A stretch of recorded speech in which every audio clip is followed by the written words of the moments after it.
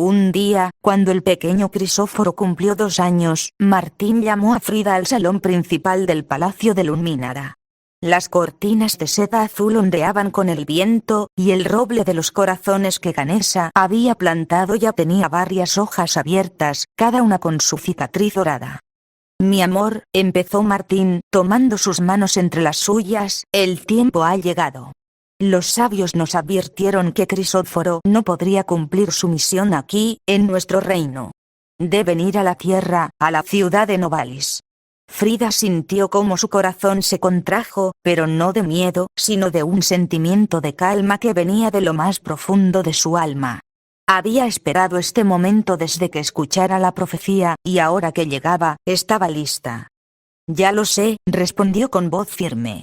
He sentido cómo la tierra llama a nuestro hijo, cómo los corazones de los hombres allí necesitan su luz. Allí no serán un dios y una virgen como aquí, continuó Martín.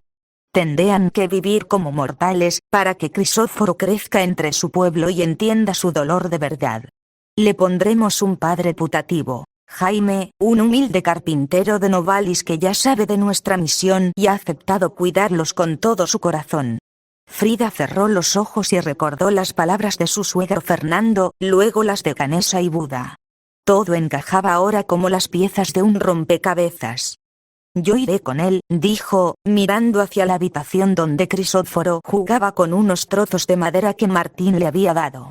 Viviré como una mujer común, cuidaré de él, le enseñaré a ser bueno y a amar a todos los seres. Y cuando llegue el momento, aceptaré con todo mi corazón que él sea crucificado para la salvación del mundo. Martín la abrazó fuerte, y en sus ojos había lágrimas de dolor y de orgullo. Él no podría ir con ellos físicamente, su lugar era en Lumínara, gobernando su reino y manteniendo el puente entre los mundos, pero sabía que su amor estaría con ellos siempre. Jaime es un hombre de buen corazón, dijo Martín. Trabaja con sus manos, construye casas para los pobres y nunca se niega a ayudar a quien lo necesite. Será un padre ejemplar para Crisóforo, le enseñará a valerse por sí mismo y a entender el valor del trabajo honesto. Y yo le enseñaré a sentir el dolor de los demás, añadió Frida. A curar heridas con sus manos, a compartir su pan con los hambrientos, a ver la belleza incluso en lo más humilde.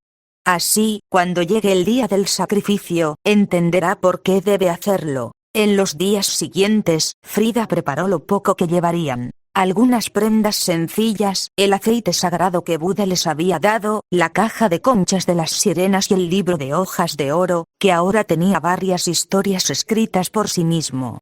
Martín les hizo un pequeño cofre de madera de roble, donde guardaron esas cosas preciosas.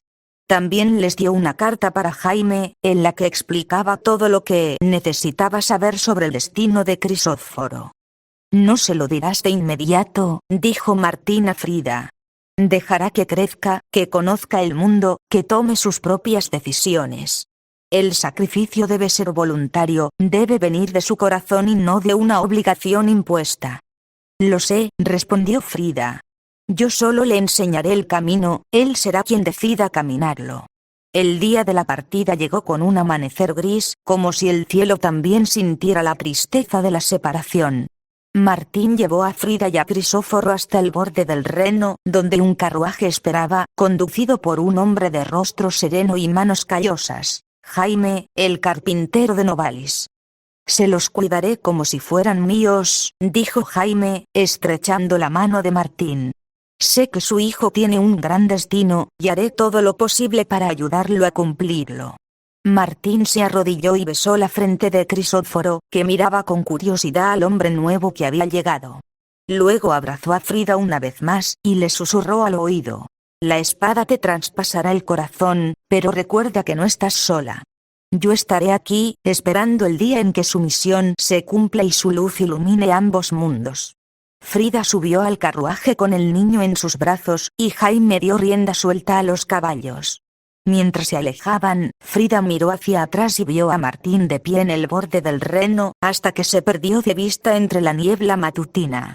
Crisóforo tocó la mejilla de su madre con su mano pequeña y sonrió. ¿A dónde vamos, mamá?, preguntó. Vamos a un lugar nuevo, mi amor, respondió Frida, acariciándole el cabello. Allí vivirás, crecerás y harás cosas maravillosas para todos los hombres.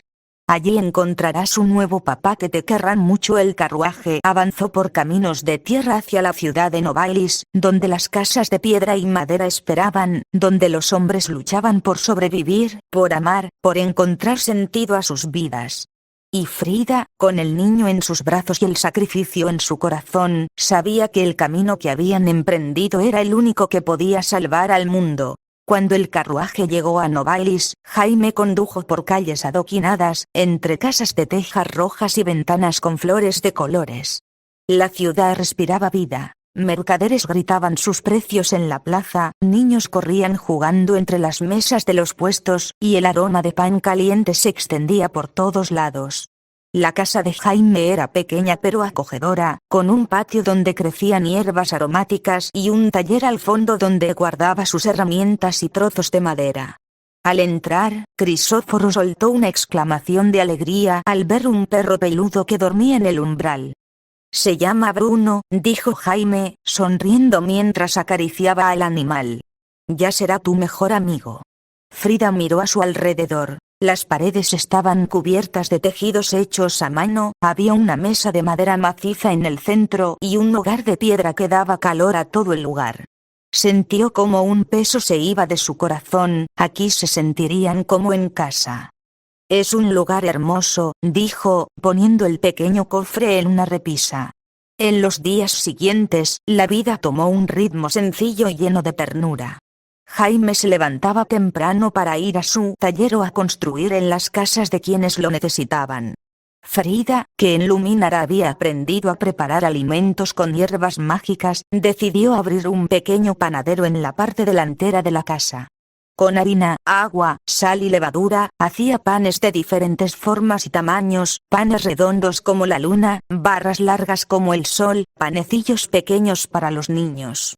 Añadía hierbas aromáticas que calmaban el estrés, o semillas que daban fuerza a los trabajadores. Pronto, la gente de Novalis empezó a acudir a su panadero, atraídos por el aroma y por la sonrisa cálida de la que lo atendía. Crisóforo crecía sano y fuerte, ayudando a su madre a amasar la harina o a Jaime a lijar la madera. Aprendió a hablar con los clientes del panadero, a compartir sus panecillos con los niños pobres que pasaban por la calle, y a construir pequeños juguetes con los restos de madera del taller. Un atardecer, después de cerrar el panadero, los tres se sentaron alrededor del hogar, comiendo pan caliente con queso y miel. Bruno dormía a sus pies, y la luz de la lumbre bailaba en las paredes. «A veces me pregunto», empezó Jaime, mirando el fuego, «¿cómo es posible que el dios Martín hecho carne quiso estar aquí con nosotros? En este pequeño rincón del mundo, entre carpinteros y panaderas, entre pobres y trabajadores». Frida sonrió y miró a Crisóforo, que jugaba con un trozo de pan moldeado como un pájaro. «Padre», dijo, usando el nombre que el niño ya le había puesto a Jaime, «él quiso estar aquí porque él es bueno. No vino a vivir en palacios ni a ser adorado por reyes. Vino a este mundo para salvarnos, y para hacerlo tuvo que entender nuestro dolor, nuestra hambre, nuestras alegrías y nuestras tristezas. Y quiso dignarse a compartir el pan con los pobres», continuó Jaime, tomando un trozo de pan y levantándolo como si fuera una ofrenda. «Cada vez que haces pan, Frida, siento que su presencia está aquí. Como si ese pan fuera un pedazo de su corazón, que nos da fuerzas para seguir adelante». Frida cogió la mano de Jaime y la apretó con cariño. Habían pasado ya 5 años desde que llegaron a Novalis, y él se había convertido en mucho más que un padre putativo, era el pilar de su hogar, el hombre que la apoyaba en todo, que enseñaba a Crisóforo el valor del trabajo honesto y la importancia de ayudar a los demás. «Cada vez que doy pan a alguien que no tiene nada para comer», dijo Frida, «siento que estoy cumpliendo parte de la misión que nos dio. El dios Martín quería que su hijo aprendiera que la riqueza no está en los tesoros, sino en el pan que compartimos». Crisóforo se acercó a ellos y puso su mano pequeña sobre la de sus padres. «Mamá», dijo, «cuando sea grande quiero hacer pan como tú, y construir casas como papá Jaime, para que todos tengan donde vivir y qué comer». Jaime y Frida se miraron, y en sus ojos brillaban lágrimas de emoción. El niño aún no sabía su destino, pero ya empezaba a caminar por el camino que los sabios habían marcado, el camino del amor, del trabajo y de la generosidad. Mientras la noche caía sobre Novalis, y las luces de las casas empezaban a encenderse una a una, la pequeña familia se quedó un rato más alrededor del hogar, compartiendo pan y palabras, sabiendo que estaban haciendo exactamente lo que debían hacer: preparar el camino para que la luz de Crisóforo iluminara el mundo entero, la vida cotidiana de la Sagrada Familia en Novalis, y por el gran árbol que crecía en la esquina, cuyas ramas sombreaban la acera y daban cobijo a los pájaros y a los niños que jugaban ahí. Desde que Frida abrió su panadero, la puerta de madera nunca estuvo cerrada del todo, alguien siempre pasaba a pedir un pan, a contar una noticia o a buscar un poco de consuelo. Las mañanas en Novalis empezaban antes del sol. Jaime se levantaba a las 4 de la madrugada, encendía el fuego en el taller y empezaba a preparar las piezas de madera que había cortado el día anterior. A menudo trabajaba en encargos pequeños: una silla para la abuela de la niña del panadero de la plaza, una mesa para la familia que acababa de llegar a la ciudad, un cajón para guardar las pertenencias de alguien que no tenía más que lo que podía llevar. El trabajo de las manos calma el alma, le decía a Crisóforo, cuando el niño se despertaba temprano y iba a ayudarle a lijar. Cada cosa que construyes debe servir para algo bueno, para hacer la vida de los demás un poco más fácil. Mientras Jaime trabajaba en el taller, Frida preparaba la masa para el pan. Usaba harina de trigo que compraba al mercader Pedro, quien siempre le traía la mejor calidad porque sabía que ella repartía parte de su pan entre los pobres. Mezclaba la harina con agua de un pozo cercano, sal de las montañas y levadura que ella misma criaba en un cuenco de barro. El pan necesita tiempo, le explicaba a Crisóforo, mientras éste la ayudaba a amasar con sus manos pequeñas y fuertes. No se puede apurar, hay que dejar que crezca despacio, como las cosas buenas de la vida. Cuando el sol empezaba a asomar por el horizonte, el aroma del pan caliente empezaba a salir por la ventana del panadero, llamando a los primeros clientes. Una señora siempre llegaba con el primer rayo de sol para comprar un pan duro que durara todo el día. El niño, que vendía frutas por las calles, venía a buscar su panecillo de canela, que Frida le daba de regalo todos los días. Y el señor que cuidaba el olmo de la esquina, siempre traía una rama de hierbas frescas en agradecimiento por el pan que ella le daba a su esposa enferma. Los lunes eran días de mercado en la plaza mayor de Novalis. Jaime cerraba el taller temprano para ir con Frida y Crisóforo a comprar lo necesario para la semana. Allí conocieron a mucha gente del pueblo: la mercadería doña Cecilia, que vendía frutas y verduras; el herrero Benjamín, que mantenía en buen estado las herramientas de Jaime; la costurera Ana, que hacía ropa nueva para Crisóforo cada vez que crecía. «Jaime, mira qué buen precio tienen los melones», decía Frida, señalando un puesto donde las frutas estaban apiladas como pequeños soles. «Podemos hacer mermelada para acompañar el pan». Y mientras ella negociaba con las mercaderes, Jaime llevaba a Crisóforo a ver los animales que vendían los granjeros: pollos que picoteaban el suelo, cerdos gruesos y pacíficos, caballos fuertes que tiraban de los carruajes. El niño aprendía a distinguir las buenas frutas de las malas, a contar el dinero que gastaban y a decir gracias a quienes les vendían las cosas. Los miércoles, Frida iba con Crisóforo, iban al Sacro Templo, donde ayudaba a la señora Rosa a limpiar y a preparar el lugar para los cantos. Allí, el niño escuchaba las historias que el rabino sabio contaba sobre los antiguos profetas que habían dado su vida por los demás, y empezaba a preguntarse por qué algunas personas sufrían tanto mientras otras tenían todo lo que necesitaban. «Porque el mundo aún no ha aprendido a compartir», le respondía Frida, mientras barrían el suelo de piedra. «Pero tú puedes ayudar a cambiar eso, mi amor. Con cada pan que des, con cada sonrisa que das, estás haciendo el mundo un poco mejor». Los sábados, Jaime organizaba lo que llamaba jornadas de ayuda. Reunía a otros hombres para construir o reparar casas de familias pobres o ancianos que no podían pagarlo. Crisóforo iba con ellos, ayudando a llevar herramientas o a pasar las tablas. Un día, estaban reparando el tejado de la casa de la abuela Lucía, cuando el niño notó que ella no tenía sillas donde sentarse. Esa tarde, con la ayuda de Jaime, hizo una pequeña silla de madera para ella, con asiento tapizado con trozos de tela que Frida le dio. «Es la más bonita silla que he tenido en mi vida», dijo la abuela Marta, abrazando a Crisóforo. «Tienes manos de ángel, niño». Y el niño sonrió, sin saber que esas manos un día tendrían que llevar el peso de un mundo entero. En primavera, Novalis se vestía de colores. Las flores crecían en cada rincón, los árboles brotaban hojas verdes y los pájaros construían sus nidos en el olmo de la esquina. Frida plantaba semillas de tomate, pimiento y hierbas en el patio de la casa, y Crisóforo se encargaba de regarlas todos los días. Jaime construía cercas de madera para los jardines de los vecinos, y hacía cestas de mimbre para que Frida guardara sus cosechas. Un día de primavera, llegó a la ciudad una familia de refugiados, huyendo de una guerra en un reino lejano. No tenían nada más que lo que llevaban en sus espaldas, y se quedaron durmiendo en la plaza. Al día siguiente, Frida preparó 12 panes grandes y los llevó hasta ellos, mientras Jaime organizaba a los vecinos para encontrarles un lugar donde vivir. «No podemos dejar que nadie se quede sin techo ni sin pan», dijo Jaime a los demás. «Todos somos hermanos, y debemos cuidarnos los unos a los otros». En verano, el sol calentaba las calles de Novalis hasta que el adoquín parecía brillar.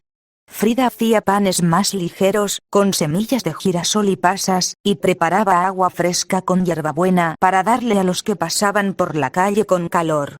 Jaime trabajaba temprano en la mañana y al atardecer, para evitar el sol fuerte, y pasaba las tardes enseñándole a Crisóforo a nadar en el río que cruzaba la ciudad. Los niños del barrio lo querían mucho, porque siempre compartía sus canicas y sus panecillos, y sabía cómo curar las heridas con hierbas que aprendió de su madre. En otoño, las hojas del olmo se volvían amarillas y rojas, y caían al suelo como monedas doradas. Frida recogía las manzanas del árbol que crecía en el patio y hacía pasteles que repartía entre los vecinos. Jaime cortaba leña para el invierno, y construía pequeños hogares para los animales callejeros que no tenían donde refugiarse. Un día de otoño, el padre del niño que vendía frutas, enfermó gravemente.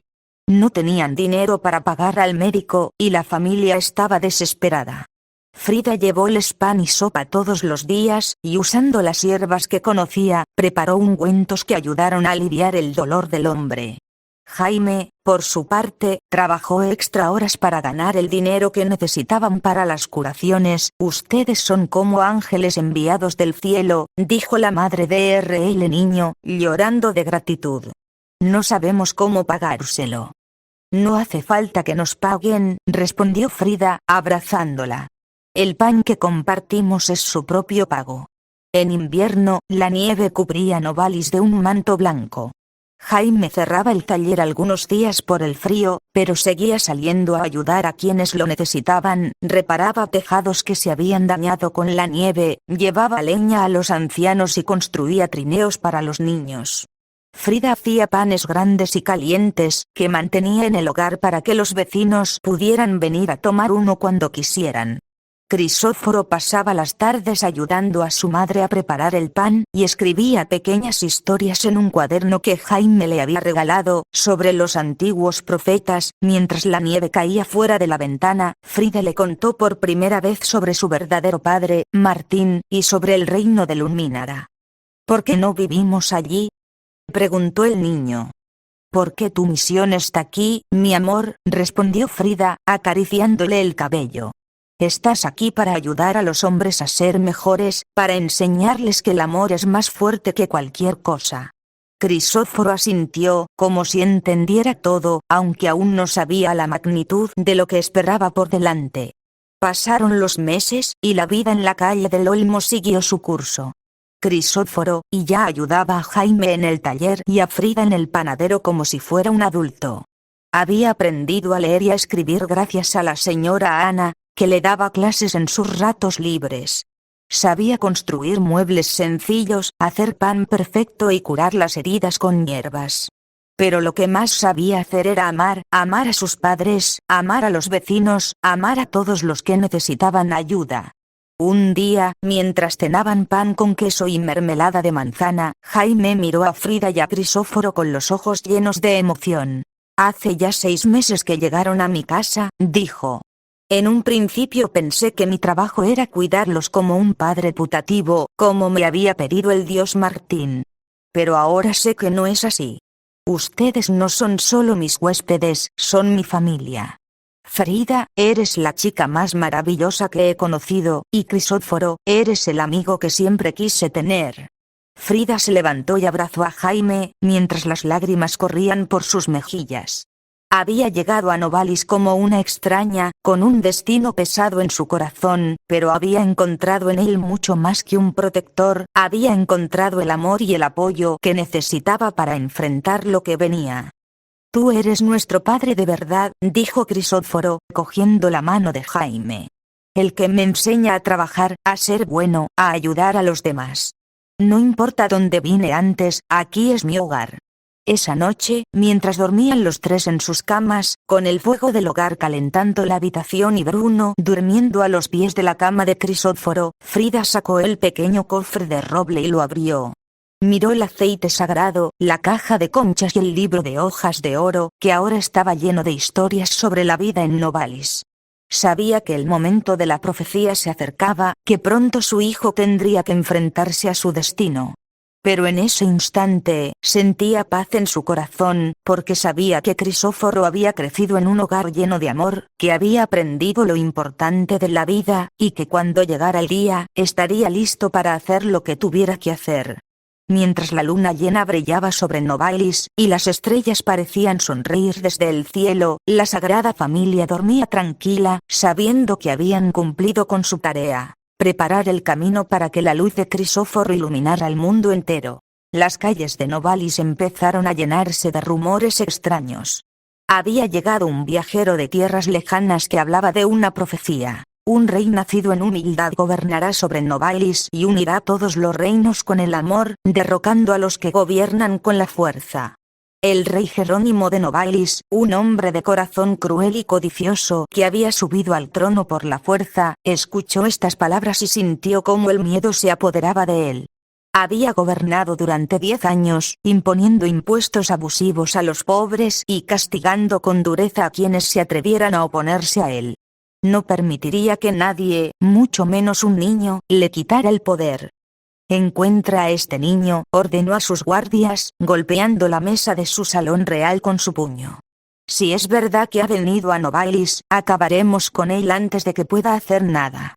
Los guardias buscaron por toda la ciudad, pero no encontraron a ningún niño que fuera llamado rey ni que viviera en un palacio. Hasta que un espía les contó sobre la familia del carpintero Jaime. Una chica misteriosa que había llegado hace 6 meses, un niño de ojos ámbar que los vecinos decían que tenía dones especiales, y rumores de que su padre era un dios que vivía en el cielo. Ese debe ser el niño, dijo el rey Jerónimo, con una sonrisa siniestra. Pero no nos arriesguemos a equivocarnos. Manda matar a todos los niños de Novalis menores de 2 años. Así nos aseguraremos de que el pretendiente al trono desaparezca. Sus consejeros trataron de disuadirlo, de decirle que era una crueldad innecesaria, pero el rey no quiso escuchar razones. La orden se dio en secreto, para que nadie pudiera prepararse. La fecha fijada fue la madrugada del 28 de agosto. Jaime se enteró del plan por un guardia que tenía piedad de la familia y que había trabajado con él en la construcción de una casa en el barrio pobre. Llegó corriendo a la calle del Olmo, con la respiración agitada y la cara pálida de miedo. Frida, tenemos que irnos, susurró, cerrando la puerta con fuerza. El rey Jerónimo ha ordenado matar a todos los niños menores de 2 años. Nos están buscando a nosotros, a Crisóforo. Frida sintió cómo el mundo se tambaleaba a su alrededor. Había esperado que el destino de su hijo fuera duro, pero no había imaginado que la crueldad llegara hasta este punto. Agarró a Crisóforo, que dormía tranquilamente en su cuna, y lo abrazó con todas sus fuerzas. ¿A dónde iremos?, preguntó, con la voz rota por las lágrimas. Conozco un lugar seguro, respondió Jaime. Un viejo molino en las afueras de la ciudad, donde nadie va. Allí podremos escondernos hasta que pase el peligro. Mientras preparaban lo indispensable, algo de pan, agua, el pequeño cofre con los objetos sagrados, escucharon los primeros gritos en la calle. Los guardias habían empezado su tarea. Iban de casa en casa, golpeando las puertas y entrando sin permiso. Se oían llantos de madres y padres, de niños que despertaban asustados, de hombres que intentaban defender a sus familias pero eran golpeados o incluso matados. Jaime cogió a Crisóforo en sus brazos, mientras Frida llevaba la mochila con sus pertenencias. Salieron por la puerta trasera de la casa, cruzaron el patio y se adentraron en un callejón oscuro que llevaba a las afueras de la ciudad. El cielo estaba cubierto de nubes, y no había luna ni estrellas para iluminar su camino. Solo el llanto de la ciudad los acompañaba. Mientras caminaban, pasaron por delante de casas donde las luces estaban encendidas y las puertas abiertas. Vieron a madres abrazando los cuerpos inertes de sus hijos, a padres arrodillados en el suelo con la cara oculta entre las manos, a vecinos tratando de consolar a quienes habían perdido a sus pequeños.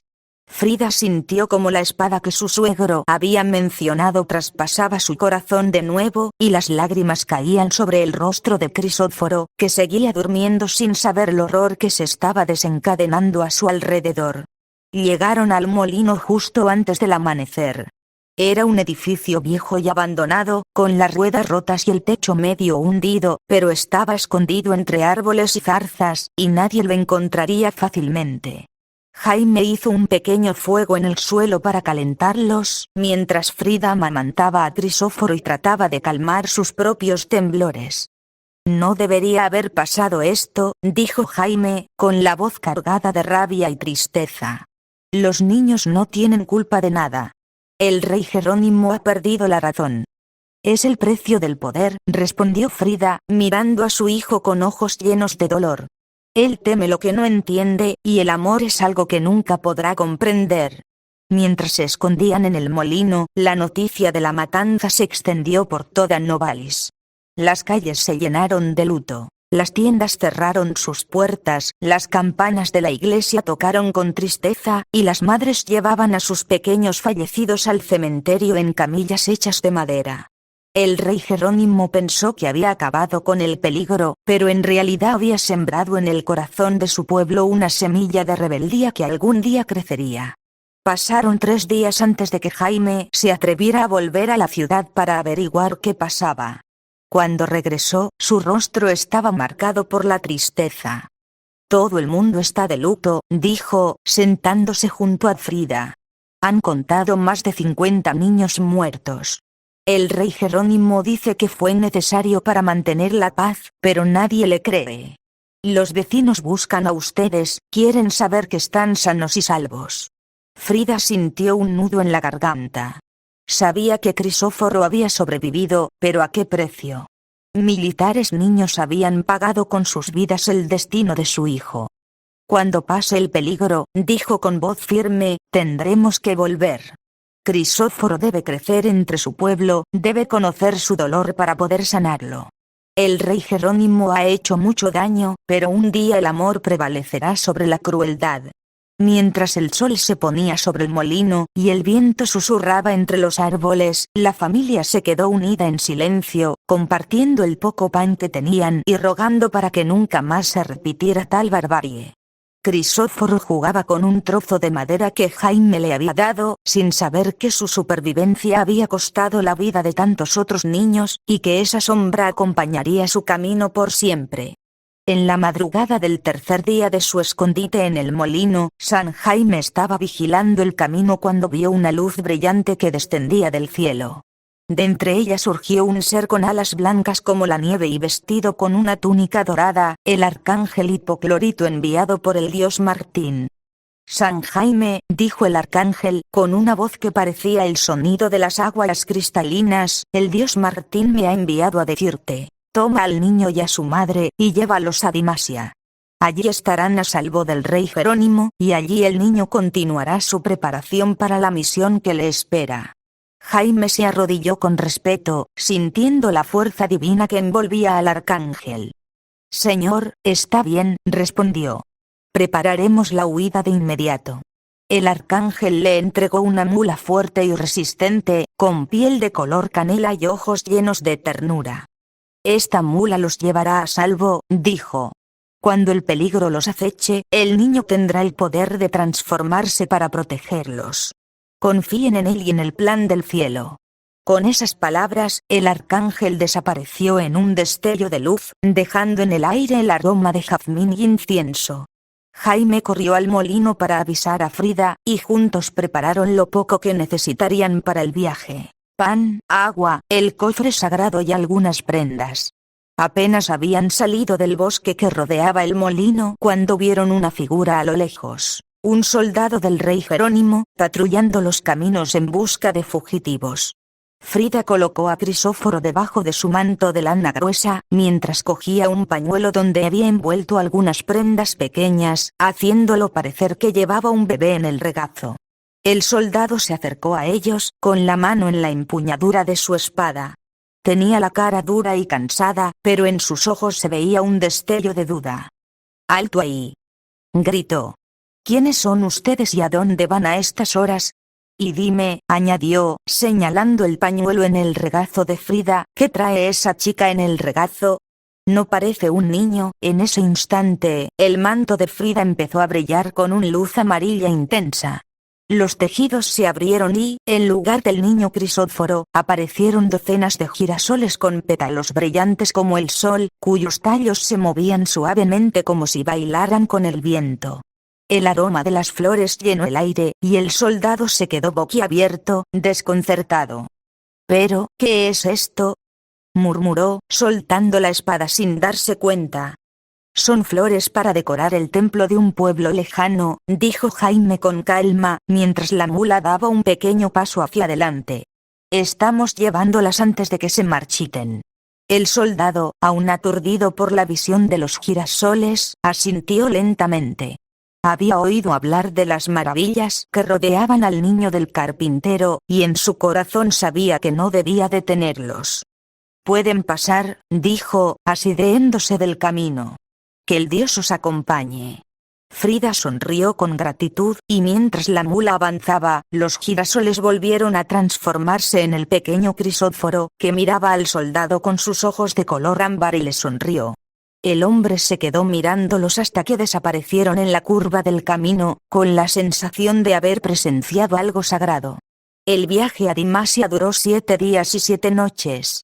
El camino los llevó por desiertos de tierra roja, por ríos de agua cristalina y por montañas donde los águilas volaban alto en el cielo. La mula nunca se cansó, y siempre encontró el camino correcto, incluso cuando las señales parecían desaparecer bajo la arena. Al 8º día, al amanecer, vieron aparecer en el horizonte lo que buscaban: Dimasia. Era una ciudad construida en medio de un vasto desierto, con pirámides de piedra arenisca que se alzaban hacia el cielo como guardianes antiguos. Sus calles eran de arena fina como polvo, y las casas estaban hechas de adobe y piedra, con techos planos donde se secaban las cosechas. Los habitantes salieron a recibirlos cuando vieron la mula acercarse, atraídos por la luz que parecía envolver a la familia. Un anciano con barba blanca y vestido de tela de lino se adelantó, con una sonrisa cálida en el rostro. «Bienvenidos a Dimasia», dijo. «Sabíamos que vendrían. Los antiguos manuscritos hablan de un niño que llegaría a nuestra ciudad para aprender las enseñanzas de nuestros antepasados». Jaime y Frida bajaron de la mula, agradecidos por haber llegado a salvo. Crisóforo bajó de entre los brazos de su madre y caminó sobre la arena, con los ojos abiertos de asombro, mirando las pirámides altas que brillaban bajo el sol. «Esta será nuestra nueva casa», dijo Frida, abrazando a su hijo. «Aquí aprenderás sobre las culturas antiguas, sobre la sabiduría de los que vinieron antes que nosotros. Aquí estarás a salvo hasta que llegue el momento de regresar». Los dimasianos los llevaron a una casa pequeña pero cómoda, cerca de una de las pirámides más antiguas. Había un patio donde podían plantar hierbas y flores, y una habitación fresca donde descansar del calor del desierto. Mientras Frida preparaba el lugar para vivir, Jaime hablaba con los habitantes, aprendiendo sobre sus costumbres y ofreciendo su ayuda como carpintero. Y Crisóforo se sentó en la puerta de la casa, mirando las pirámides y el cielo azul del desierto, con la sensación de que en este lugar lleno de historia y misterio, aprendería las cosas que necesitaba para cumplir su destino. La huida había terminado, pero el camino hacia su misión apenas empezaba. El viaje a Dimasia no fue fácil. El sol abrasador calentaba la arena hasta hacerla casi insoportable, y aunque la mula avanzaba con firmeza, había momentos en que parecía que el desierto nunca terminaría. Durante 4 días, la familia caminó por senderos marcados solo por las huellas de animales y por la sombra de las pocas plantas que resistían en aquel lugar árido. Pasaron por cañones profundos donde el viento susurraba historias antiguas, por oasis pequeños y secretos donde bebían el agua fresca y descansaban a la sombra de los árboles, y por extensiones de arena que se extendían hasta donde alcanzaba la vista, como un mar dorado sin fin. En una ocasión, se encontraron con una manada de camellos que cruzaban el desierto con mercaderes, quienes los invitaron a compartir su comida y les contaron sobre los peligros y maravillas del camino. «Cuidado con los arenales movedizos», advirtió el jefe de los mercaderes. «Y tened fe en que el desierto siempre da lo que se necesita a quienes lo respetan». Capítulo 23. La palmera de los cocos. Al 5.º día, cuando el sol estaba en lo alto del cielo y la sed empezaba a hacer mella en ellos, vieron algo que les pareció un milagro. Una única palmera alta y frondosa, cargada de cocos grandes y verdes, que crecía en medio de una pequeña depresión donde el agua se acumulaba bajo la tierra. «¡Ay, qué ganas tengo de un coco fresco!», susurró la Santa Frida, mirando hacia arriba con los ojos brillantes de deseo. «Pero está tan alta, no podremos llegar a ellos». Frida rió, pensando que era una idea inocente de su hijo, apenas un niño de 2 años.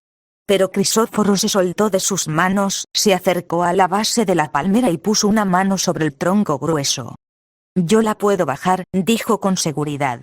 En ese instante, la palmera empezó a moverse suavemente, como si una brisa fuerte la agitara, aunque el aire estaba quieto. Lentamente, muy lentamente, la copa con todos sus cocos se inclinó hasta llegar casi al suelo, como si se doblara en una reverencia. Los cocos cayeron suavemente sobre la arena, uno tras otro, haciendo un sonido suave al golpear la tierra. Frida y Jaime se quedaron boquiabiertos. Mientras tanto, los mercaderes que iban detrás de ellos llegaron al lugar y se quedaron mirando la escena con asombro. «Es un milagro», dijo uno de ellos, arrodillándose. Crisóforo cogió uno de los cocos y se lo entregó a su madre. Jaime ayudó a abrirlo, y el agua fresca y dulce les sació la sed. Luego abrieron más cocos, y todos, la familia y los mercaderes, comieron la pulpa blanca y bebieron su agua. Incluso la mula bebió el agua que se acumuló en el hoyo donde crecía la palmera, y pareció recuperar todas sus fuerzas. «El niño tiene un don especial», dijo el jefe de los mercaderes, estrechando la mano de Jaime. «El cielo lo protege, y a su vez él protege a quienes están con él». Capítulo 24. Más aventuras en el camino. Después de descansar bajo la sombra de la palmera, continuaron su viaje. En los días siguientes, vivieron más acontecimientos que les dejaron huella. La tormenta de arena. Una noche, se desató una fuerte tormenta que cubrió el cielo de polvo y arena. No podían ver nada, y temían perderse en la oscuridad. Pero Crisóforo cerró los ojos y empezó a cantar una melodía suave que nadie conocía. Al instante, una luz dorada envolvió a la familia y a la mula, abriendo un camino claro a través de la tormenta hasta que llegaron a un refugio natural en la ladera de una montaña. El pueblo de los curanderos. Llegaron a un pequeño pueblo escondido entre las rocas, donde vivían curanderos que conocían los secretos de las plantas del desierto. Ellos les cuidaron cuando Frida se sintió mal por el calor, y le enseñaron a Crisóforo nombres y propiedades de hierbas que curaban enfermedades y daban fuerza. El niño aprendió rápidamente, y hasta ayudó a preparar un ungüento que sanó una herida en la pata de la mula. El puente de piedra. se encontraron con un cañón profundo que solo se podía cruzar por un puente de piedra antiguo y estrecho, que parecía a punto de desmoronarse. Los mercaderes que los acompañaban dudaron en cruzarlo, pero Crisóforo se adelantó y caminó por el puente con total seguridad. A medida que pasaba, las piedras rotas se volvieron sólidas, y el puente quedó tan firme como el día en que fue construido. Todos pudieron cruzar a salvo. Con cada aventura, la fama del niño que llevaba consigo la bendición del cielo se extendía por el desierto. Personas que los veían pasar les ofrecían comida y refugio, y muchos les rogaron que les dejaran una señal de su paso, un puñado de arena bendita, una hoja de hierba, o simplemente una sonrisa del niño. Finalmente, después de 7 días de viaje y muchas pruebas superadas, apareció en el horizonte la silueta de las pirámides de Dimasia, brillando bajo el sol del atardecer como un prometedor refugio al final de un largo camino. Después de que la familia se hubiera alejado tras la transformación de Crisóforo en girasoles, el soldado Marco Valerio se quedó largo rato en el camino, mirando hacia donde habían desaparecido. Su mano aún temblaba donde había sostenido la espada, y el aroma de las flores seguía en el aire como un recuerdo dulce y misterioso. No regresó al campamento de los soldados del rey Jerónimo. En su corazón sabía que no podía seguir cumpliendo órdenes tan crueles.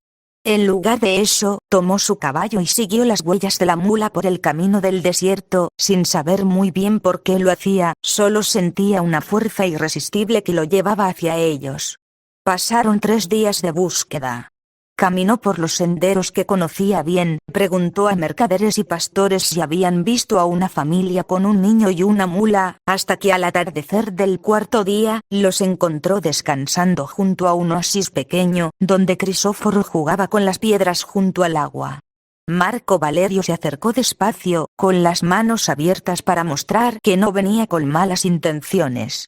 Jaime se puso en pie de inmediato, protegiendo a Frida y al niño, pero Crisóforo se levantó y se acercó al soldado con los ojos brillantes. «Tú me vas a salvar», dijo el niño, poniendo una mano pequeña sobre la mano de Marco Valerio. En ese instante, el soldado sintió como una luz cálida recorría todo su cuerpo. Le aparecieron imágenes en la mente. Vio a Crisóforo crucificado en una cruz, pero también vio cómo su amor sanaba a los enfermos, cómo unía a pueblos enemigos, cómo convertía el dolor en esperanza. Entendió todo de golpe: quién era el niño, cuál era su misión, y por qué él mismo había sido llamado a encontrarlos. Se arrodilló de rodillas ante Crisóforo, con las lágrimas corriendo por sus mejillas. «Tú eres el Señor», murmuró, con voz rota de emoción. «Tú eres el Ateneo prometido que las antiguas profecías hablaban. Perdóname por haber intentado hacerte daño, perdóname por haber seguido órdenes injustas». Frida se acercó y puso una mano sobre el hombro de Marco Valerio. «No hay nada que perdonar», dijo con ternura. «El camino del amor es largo y a veces difícil de encontrar. Ahora que lo has visto, puedes decidir seguirlo». Marco Valerio levantó la cabeza y miró a la familia con determinación en los ojos. «Desde este día», dijo en voz alta, «juro escudriñar y protegerlos con mi vida. Haré todo lo posible para llevarlos a salvo a su destino». Desde ese momento, Marco Valerio se convirtió en el guardián de la familia. Usó su conocimiento del desierto para llevarlos por los caminos más seguros, evitando los arenales movedizos y los bandidos que acechaban en algunos lugares. Con su armadura y su espada, protegió a los viajeros de cualquier peligro que se cruzara en su camino. Un día, cuando estaban atravesando un cañón estrecho, aparecieron unos bandidos que querían robarles lo poco que tenían. Marco Valerio se enfrentó a ellos solo, pero antes de que empezara la pelea, Crisóforo se adelantó y habló con los hombres. «¿Por qué queréis hacer daño?», preguntó el niño con voz clara. «Seguro que sufrís hambre, seguro que tenéis familias que cuidar. No necesitáis robar para sobrevivir. Podemos ayudarnos los unos a los otros». Los bandidos se quedaron mirando al niño, sorprendidos por la serenidad de sus palabras. Marco Valerio aprovechó el momento para hablar con ellos, contándoles sobre la misión de Crisóforo y sobre el camino del amor y la compasión. Al final, los bandidos dejaron sus armas y pidieron perdón, incluso uno de ellos decidió acompañarlos por un tiempo para aprender de la familia. Durante el resto del viaje, Marco Valerio fue el primer discípulo de Crisóforo. Aprendió a compartir el poco pan que tenían, a ayudar a los necesitados que encontraban en el camino y a ver el mundo con ojos nuevos, ojos que veían la bondad incluso en quienes habían hecho mal. Frida le enseñó sobre las hierbas curativas, y Jaime le enseñó el valor del trabajo honesto y la importancia de construir cosas que sirvan al bien común. Y cada noche, cuando acampaban bajo el cielo estrellado del desierto, Crisóforo contaba pequeñas historias sobre el amor y la paz, y Marco Valerio las escribía en un pergamino para que no se olvidaran. Eran los primeros escritos de lo que más tarde sería conocida como la religión crisoforiana. Cuando finalmente aparecieron las pirámides de Dimasia en el horizonte, Marco Valerio sintió un nudo en la garganta. Había recorrido un largo camino desde que era un soldado obediente del rey Jerónimo, y ahora se sentía como un hombre nuevo, lleno de esperanza y propósito. Los habitantes de Dimasia salieron a recibirlos, y cuando vieron que iban acompañados por un soldado con armadura y espada, se prepararon para defenderse. Pero Marco Valerio se quitó la armadura y la colocó en el suelo, como un símbolo de que había dejado atrás la violencia. «Este es el Ateneo prometido», anunció en voz alta, señalando a Crisóforo. «He visto su poder y su amor, y juro servirle toda mi vida. Soy el primero en seguir su camino, pero sé que muchos más vendrán». Los dimasianos escucharon atentamente mientras Marco Valerio contaba la historia de su conversión, de las maravillas que había visto y de las enseñanzas que el niño les había dado. Al final, muchos de ellos se arrodillaron ante Crisóforo, reconociéndolo como su guía y su salvador. Así fue como Marco Valerio se convirtió en el primer soldado de la religión crisoforiana, y más tarde sería conocido como San Marco Valerio, el protector del camino y el ejemplo de que cualquiera puede cambiar su vida y seguir el camino del amor. Mientras la familia se instalaba en su nueva casa en Dimasia, él se dedicó a difundir las enseñanzas del niño por todo el desierto, preparando el camino para cuando Crisóforo estuviera listo para cumplir su destino.